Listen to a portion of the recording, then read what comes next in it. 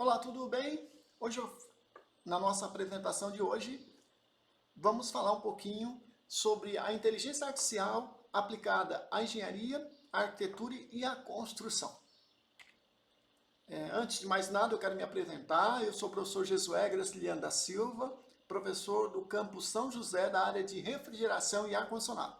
Mas eu tenho uma trajetória aí de 6 anos trabalhando no escritório de arquitetura e engenharia civil, como desenhista de perspectivas e também de estrutura de concreto, na década de 80, de 83 a 88. Logo depois eu vim fazer engenharia mecânica em Santa Catarina, então, mas nunca deixei ali de lado, né, esse meu apreço aí pela área de arquitetura e engenharia civil. Tanto que na engenharia mecânica eu trabalho com a área de projetos de climatização e há 32 anos eu ensino projetos de ar-condicionado que tem como base o desenho arquitetônico. Então, juntando tudo isso, nos últimos 3 anos eu venho me dedicando a aprender a fazer cursos na área de inteligência artificial, inicialmente na área de inteligência artificial aplicada à minha área de conhecimento, à educação, como eu posso ensinar melhor e como meus alunos podem aprender melhor, mas vimos a oportunidade também de transformar esse conteúdo de IA para a educação para o contexto da engenharia, o que me traz aqui hoje. Inicialmente agradeço também o convite, né, da Associação dos Arquitetos e Engenheiros do Vale do Canoinhas, né, pela oportunidade, pelo convite de fazer essa apresentação em Canoinhas, junto com o campus Canoinhas, o diretor Douglas e sua equipe, e também com o apoio do CREA Santa Catarina, o presidente Kita, que sempre nos apoia aí nas iniciativas. Bom, eu comecei então há muito tempo aqui na antiga Escola Técnica Federal, no ano de 1993, e naquela época existiam poucos computadores no campus e praticamente na minha área de refrigeração havia apenas um computador muito antigo e eu comecei mesmo trabalhando com máquina de escrever elétrica no campus. Eu fiz datilografia, inclusive, na década de 80. Então, só para vocês verem que nesses últimos 32 anos houve uma evolução incrível. E há uns 5 a 10 anos a gente assistia aí os Vingadores e viu o Homem de Ferro ali, o Tony Stark com o Jarvis, né? Que é uma inteligência artificial com realidade aumentada, e aquilo era muito futurista. Hoje, nós temos já aqui um óculos de realidade virtual e nós já podemos ensinar refrigeração fazendo práticas usando o simulador em realidade virtual com muita proficiência, com muita facilidade. Então vejam o avanço que nós estamos atingindo. Aliás, nós estamos criando o nosso próprio Jarvis, né, onde o aluno tem o óculos ali na imersão, mas conversa com a IA para ver qual o procedimento ser realizado.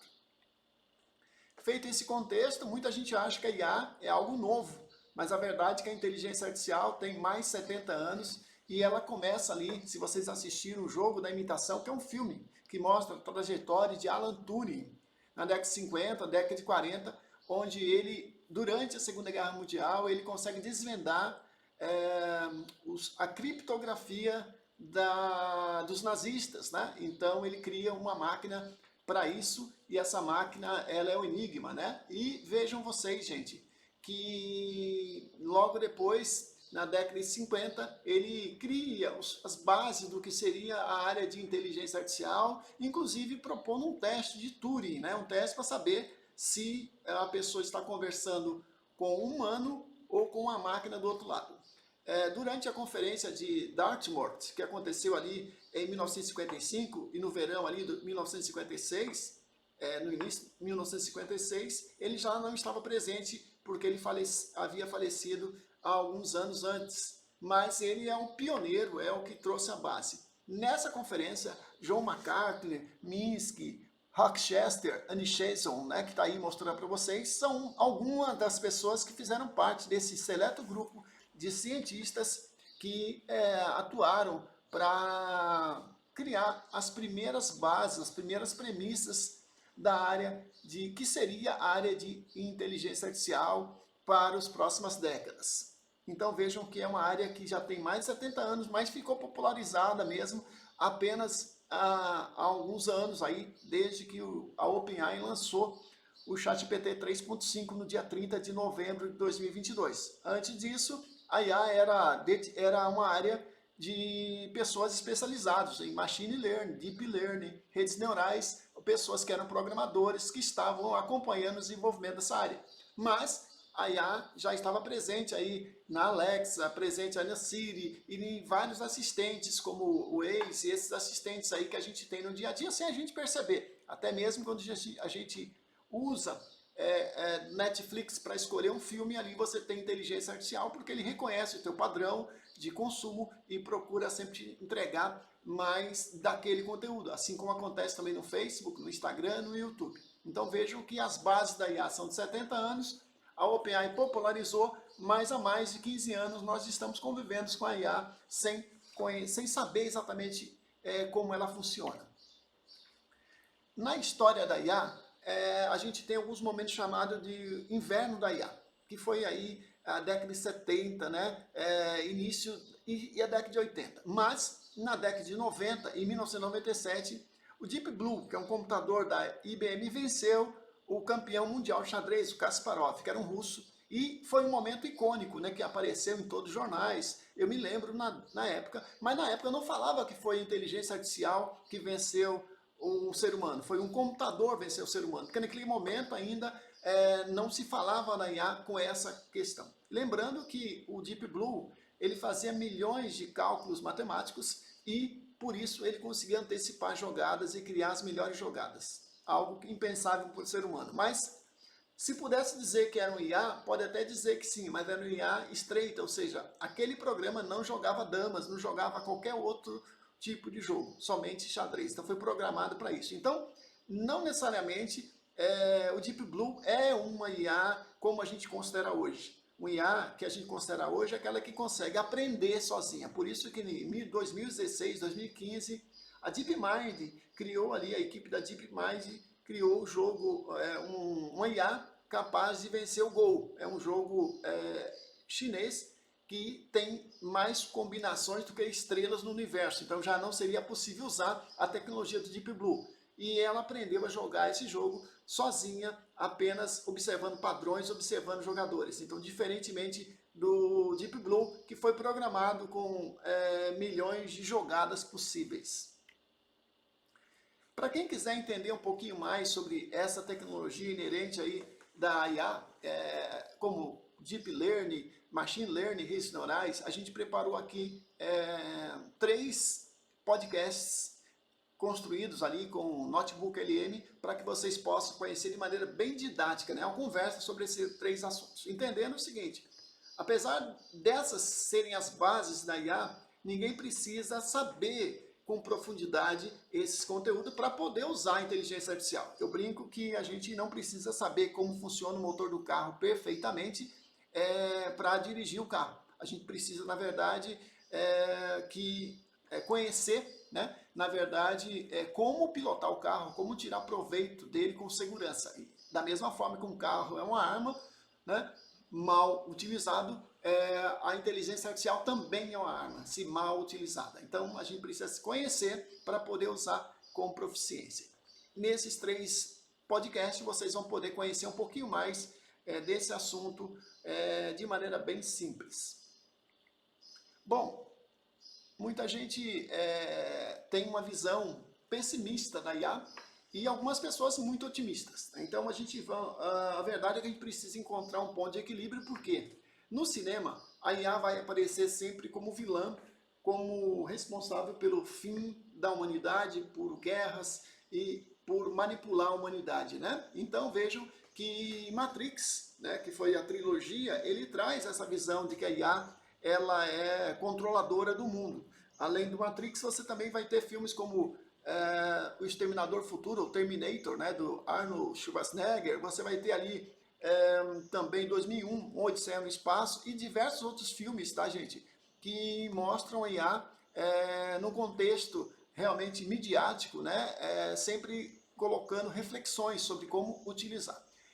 Vejam que um dos filmes mais antigos já é da década de 60, 69, 2001, Odisseia no Espaço, onde o computador, o HAL 9000, ele tenta eliminar a tripulação da nave espacial que está indo para Júpiter, exatamente porque descobriu que a tripulação queria desligá-lo. Vejam só essa questão, essa polêmica já tem mais de 50 anos, ou seja, essa preocupação com a IA se virar contra a humanidade. É uma tecnologia nova e que a gente tem que saber utilizar. Mas a gente já pode mostrar para vocês também aqui, ó, várias aplicações da IA na realidade que são positivas também, como por exemplo assistentes pessoais virtuais como a Siri e a Alexa, né, que ajudam a criar um processo de automação numa residência, numa casa, né, que pode fazer companhia para as pessoas, pode automatizar abertura de janela, de cortina, ligar lâmpada, ligar ar-condicionado, tudo isso a Alexa permite fazer. E na saúde é possível diagnosticar doenças, né, com bastante precisão, de maneira antecipada, antes inclusive do diagnóstico médico, de um médico experiente. Então, se você consegue ganhar, às vezes, 2, 3 meses no diagnóstico de câncer, por exemplo, pode ser a diferença entre a vida e a morte. E veja aí também a questão dos veículos autônomos, né? Lembrando que um veículo autônomo usa um IA e usa visão computacional, que ele consegue reconhecer padrões, reconhecer o ambiente e com isso ele consegue transitar pelas cidades. Então vejo que ainda tem muito para a gente avançar para que isso aconteça, mas os carros da Tesla, por exemplo, hoje já são muito sofisticados, já permite, em algumas cidades americanas já tem táxi autônomo, né? A um preço competitivo para testes. Então vejo que alguns países do mundo estão proibindo o carro autônomo, mas outros já fazem isso com desenvoltura. Lembrando que no Brasil acontece mais de 20 mil mortes no trânsito por ano, né? Então vejo que 20 mil pessoas perdem a vida. Imagine que a gente pudesse ter um sistema confiável, né? E que pudesse reduzir acidentes, talvez fosse uma boa tecnologia a ser adotada. Mas a gente tem receio que ela só pode ser adotada quando você tem vias bem conservadas, com sinalização abundante, né? E onde as pessoas respeitam as sinalizações, né? Bom, recentemente, no ano passado, teve um evento da Tesla, onde eles lançaram os robôs humanoides, o Optimus. Lançou também o táxi autônomo, e nesse evento você vê aí um robô atendendo as pessoas ali, entregando brindes e servindo drinks, né? Esse robô estava interagindo com as pessoas usando visão computacional e como se fosse uma pessoa.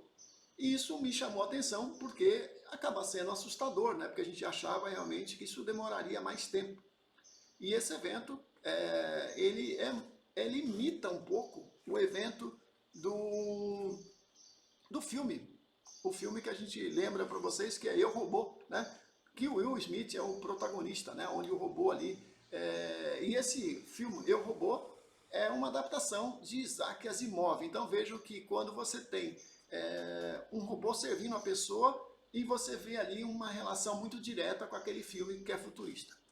Bom, mais uma vez reforçando que a IA pode salvar vidas e isso é algo que pode justificar aí, obviamente, aí mais estudos em relação a esse assunto. Então, mesmo que a gente tenha algum preconceito, tenha algumas restrições, salvar vidas sempre será um bom caminho para a nossa tecnologia, né?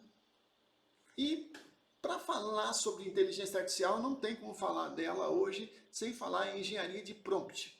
Então deram esse nome pomposo, né? Eu até acho estranho, engenharia de prompt, mas na verdade vamos dizer assim, metodologia de prompt ou mesmo técnicas de prompt. E o que é um prompt? Prompt são instruções que a gente dá para a IA para que ela nos traga algum resultado. E aí eu deixo esse QR Code para vocês que vai dar acesso a esse GPT personalizado chamado System Prompt Generator.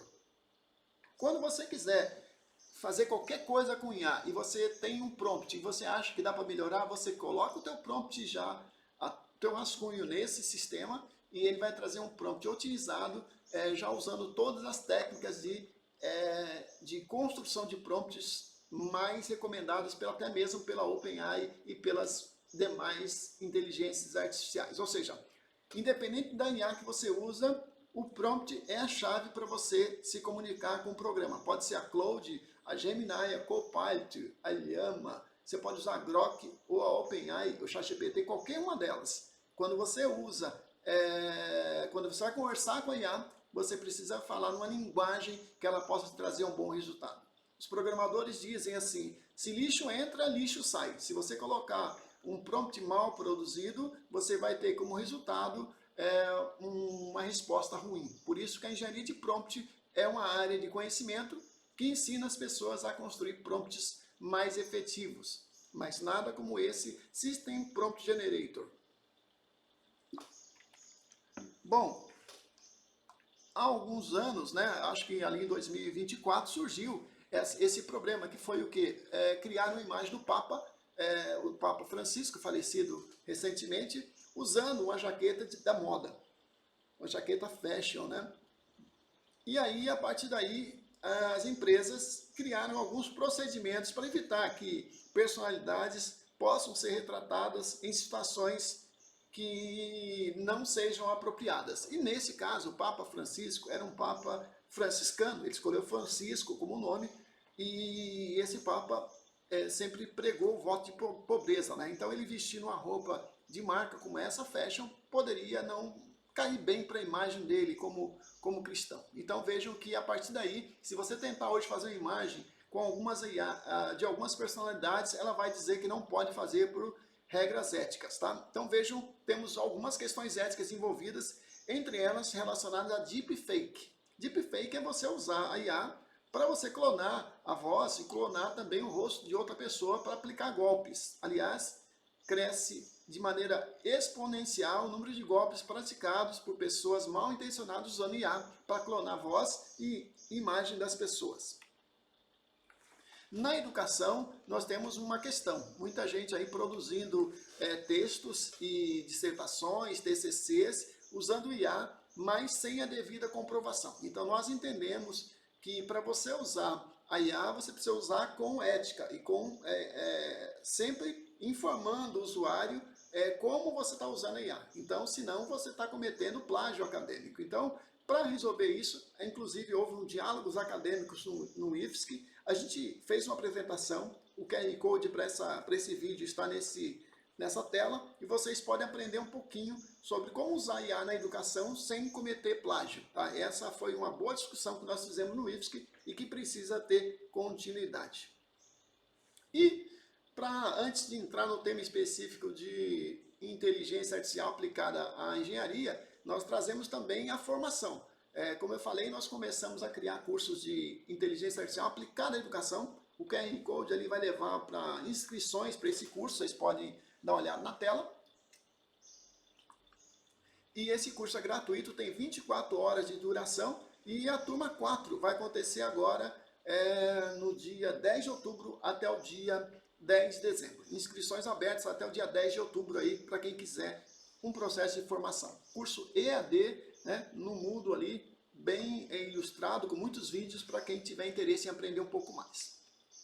E aí, para organizar essa apresentação aqui em Canoinhas, né, a gente acabou se desafiando. Então pegou aquele material de inteligência artificial aplicada à educação e, com o apoio do professor Samuel João da Silveira, que é doutor em engenharia civil ali do campus Florianópolis, trabalha aí também há mais de 20 anos na área de engenharia civil, nós fizemos um e-book. Esse e-book está disponível nesse link que eu vou colocar aqui para vocês, ó. Esse link aqui. E esse e-book, ele também vai ser impresso, publicado com apoio do CREA Santa Catarina nos próximos meses, né? Então a gente está em processo já de impressão desse livro. Nós lançamos ele virtualmente, e, inclusive tem uma versão em inglês na Amazon, né? E foi por conta desse livro, né? Desse livro que a gente fez, organizou essa apresentação. Então, a partir de agora, a apresentação ela segue as diretrizes desse e-book que vocês podem baixar gratuitamente.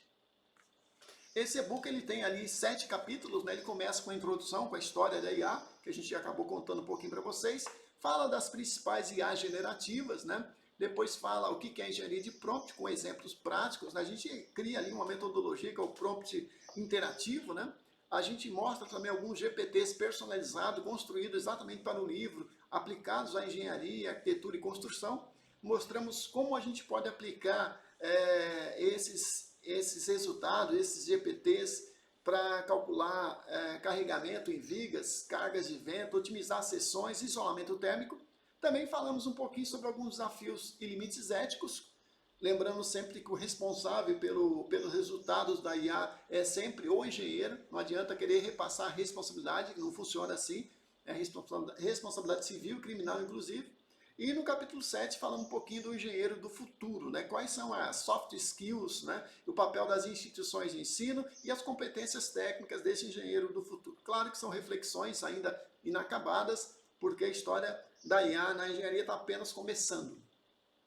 Nosso e-book ele começa com duas personalidades. Eu faço questão de colocá-las ali. E aqui esse QR Code, ele aponta para um drive, onde você pode pegar material complementar do livro. Ou seja, o livro ele traz também um QR Code, onde você tem ali vídeos, PDFs, e-books, né? E também uma série de materiais complementares para quem quiser se aprofundar. O e-book, então, ele é mais estático, enquanto que esse QR Code vai levar para um drive que eu vou estar atualizando junto com o Samuel sempre. E essas duas personalidades, elas são pessoas que viveram na mesma época, obviamente, o Isaac Asimov e o Alan Turing. O Isaac Asimov ele escreveu vários roteiros para cinema, né, como roteiro de cinema, ele escreveu vários livros de ficção, como por exemplo O Homem Bicentenário, né, que foi estrelado aí por Robin Williams, escreveu ali também Eu, Robô, do Will Smith, que eu falei para vocês, escreveu também A Fundação, né, que hoje tem aí um seriado aí, e também formulou as 3 leis da robótica. E o Alan Turing, né, que é um dos maiores matemáticos da nossa história, um herói de guerra, né, que decifrou a máquina de criptografia nazista, salvou milhares de vidas e antecipou o final da guerra. Essas duas personalidades elas abrem o livro para que vocês possam aproveitar o máximo possível desse conhecimento. Bom, o engenheiro do futuro, como é que a gente imagina que ele seja, né? Ele deve ser capaz de transitar entre as velhas e as novas tecnologias. Lembrando que a IA jamais vai substituir um bom profissional ou um profissional de engenharia civil, porque o profissional ele é o responsável civil, criminal, ele é o responsável técnico por edificações, pelas edificações, e a IA é um parceiro de trabalho. Assim como no começo da década de 80, surgiram os primeiros computadores pessoais, como o TK-85, eu me lembro quando meu patrão, no escritório, comprou o primeiro TK-85 e instalou, ele chamava os clientes e chegava lá, mostrava que os cálculos estruturais das vigas contínuas eram realizados pelo computador, mostrava um diagrama de momento fletor e esforço cortante, e com isso o cliente ficava impressionado, né, com aquele momento, com aquela tecnologia toda. Então ele é um engenheiro que saiu da prancheta, eu faço homenagem ao engenheiro Gelder, Bersanete Miller e José Martim Crulhas, que foram meus primeiros patrões, engenheiros civis formados ali em Ilha Solteira, em São Paulo. E eu trabalhei com eles ali na 4 de abril, ali, por 2 anos, depois fui para a consultoria Machita. E naquela época, então, eu peguei essa transição, né? A transição do engenheiro usar as planilhas, as tabelas, e começar a fazer cálculo estrutural usando o computador. Depois vieram o Nitron e outros computadores mais avançados. Mas o início de tudo foi o TK-85. O que eu quero dizer com você e para vocês hoje é que a IA ela vai ser incorporada no trabalho do engenheiro, assim como foi incorporado o computador, a internet e todos os programas construídos aí ao longo dos últimos 40, 50 anos. Então, o engenheiro futuro é um engenheiro que sabe que transita bem entre as tecnologias e usa essa tecnologia para reduzir custos e para entregar o melhor resultado do projeto e da supervisão de uma obra para o seu cliente. Então a gente tem aí muitas ferramentas hoje sendo introduzidas no canteiro de obras, e como drones para fazer a inspeção, como o robozinho cachorro, né, que ele é construído ali pela Boston Dynamics lá nos Estados Unidos. Podemos usar também aí realidade aumentada, né, ou que são ferramentas aí muito inovadoras que podem ser usadas para a construção. Além, obviamente, de ser auxiliar aí nos cálculos, sim, pode usar para auxiliar alguns cálculos, para fazer alguns desenhos, para fazer renderização de fachadas, etc. e tal, mas sempre com a assinatura e a responsabilidade do engenheiro. E o engenheiro precisa saber a diferença de um IA simples, de um assistente de IA e de um agente de IA. Então vejam que também o engenheiro precisa saber como criar um bom prompt, né? Elaborar um prompt, receber a resposta, avaliar a resposta e refinar esse prompt para ficar cada vez melhor. Então nesse slide eu mostro para vocês isso, né? Muita gente confunde, por exemplo, um IA simples com um agente de IA. Um agente de IA já é mais complexo, já envolve aí uma tecnologia de workflows, né? E que faz com que a pessoa tenha que ter algum conhecimento adicional, né, sobre APIs. Vejam nesse slide que um bom prompt sempre vai ter instrução, contexto, a tarefa bem clara e um refinamento. Então vejam aí à direita que eu tenho um prompt bem detalhado para a pessoa fazer ali um estudo sobre dimensionamento de rede de dutos.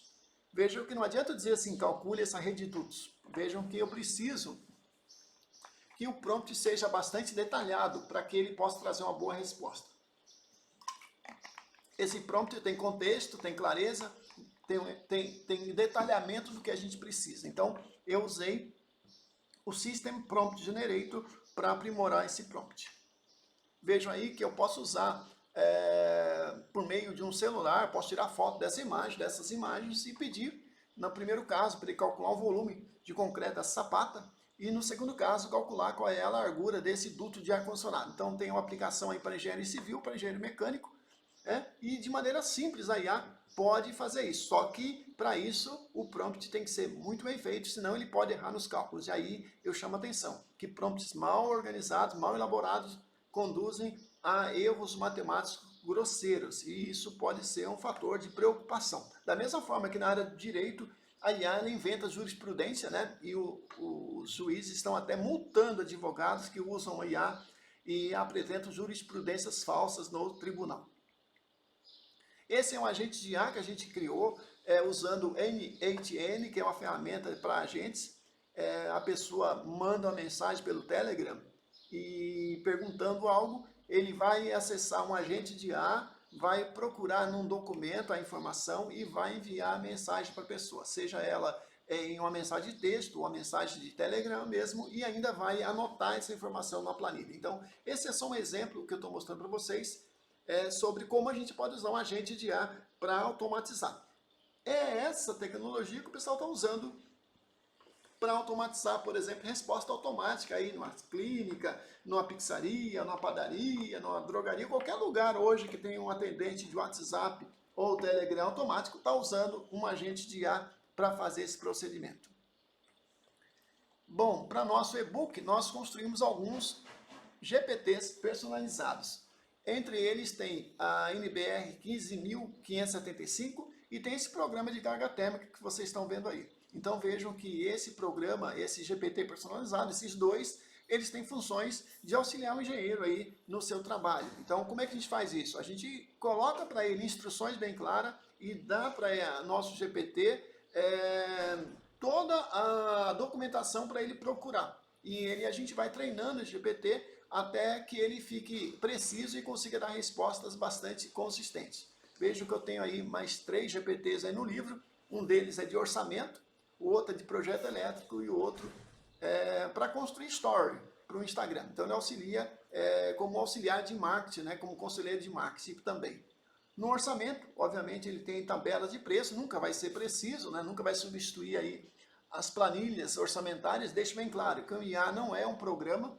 Então veja que a IA ela é um algoritmo, ela é estatística e probabilística, enquanto o programa não, é determinístico. Então tem uma diferença muito grande aí. Ela vai te auxiliar no processo, mas ela não vai fazer o trabalho por você.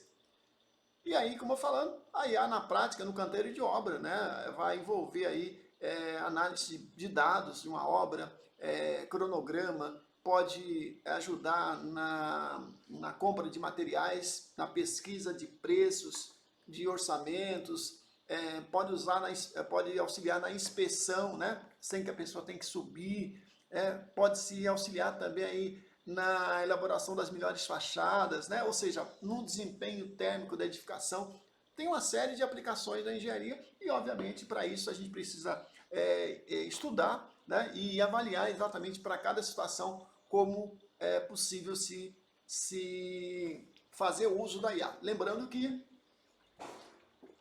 eu não acredito que a IA vai mudar da água para o vinho, vai ser uma revolução imediata em nenhuma obra. Eu acredito que o engenheiro começa a utilizar no dia a dia, ele começa a experimentar, tem que ganhar confiança precisa validar as metodologias e dentro de um espaço de 2, 3 anos, a pessoa que começa, ela vai estar proficiente, vai usar a IA como desenvoltura, como usar um computador, sabendo sempre que se não conferir o resultado, ela corre o grande risco de cometer erros grosseiros. Aí eu tenho mais 2 exemplos, né? Uma de uma pessoa na obra usando um cachorro robô, um robô cachorro, para fazer inspeções, né? Para fazer monitoramento da área, e a pessoa acompanha tudo isso aí usando ali um tablet. Na segunda imagem você tem ali uma pessoa chegando à obra, ela aponta o celular ali e esse programa, né, ele já está vinculado ao desenvolvimento do projeto da obra em BIM e ele consegue então perceber ali o que está por trás daquela parede, ele pode ver ali em realidade aumentada onde é que está a tubulação hidráulica, o ar-condicionado, tudo aquilo que está escondido ou mesmo quais são a textura daquela parede numa obra física real. Então, com isso, você vai incorporando tecnologias como realidade aumentada e automação robótica junto de uma obra.